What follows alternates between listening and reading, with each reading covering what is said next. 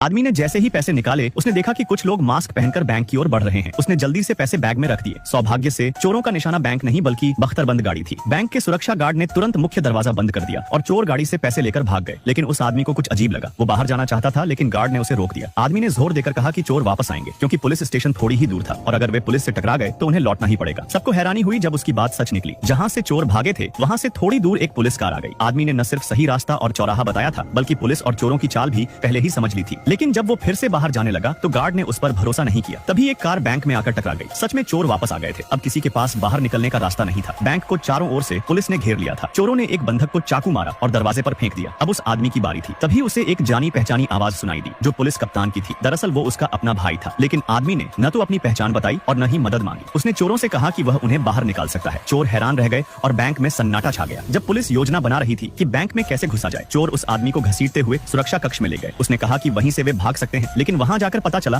कि वो जगह केवल दूसरी मंजिल तक जाती थी। चोरों ने गुस्से में आकर उसका कॉलर पकड़ लिया और उसे मारने के लिए तैयार थे। लेकिन उसने कहा कि पहले उसे जाने दें। थोड़ी देर देखने के बाद उसने एक अलमारी हटाई और दीवार के पीछे देखा। असल में ये बैंक पहले एक रेस्टोरेंट था और दीवार के पीछे एक फूड पास था जो तीसरी मंजिल तक जाती थी। तीसरी मंजिल से निकलकर वे बैंक के उत्तर दरवाजे तक पहुंच सकते थे जहां मैनेजर की कार खड़ी थी। चोरों ने उस पुरानी खिड़की को तोड़ना शुरू कर दिया और आदमी ने एक चुंबक उठाकर उसे लोहे की अलमारी पर रखा। जैसे ही चोर रास्ता देखकर खुश हुए, आदमी ने चुंबक की मदद से पुलिस की योजना समझ ली। सफलतापूर्वक भागने के लिए उन्हें एक आदमी को पीछे छोड़ना होगा ताकि वह पुलिस का ध्यान भटका सके। लेकिन अब चोर भूल चुके थे कि यह आदमी उनका बंधक है। आदमी ने उन्हें सलाह दी कि बख्तरबंद गाड़ी को सामने के रास्ते से निकालो और बाकी लोग तीसरी मंजिल से निकलें। जैसे ही गाड़ी उत्तर दरवाजे से निकली और पुलिस का ध्यान खींचा, बाकी चोर नीचे उतरकर मैनेजर की कार में भाग निकले।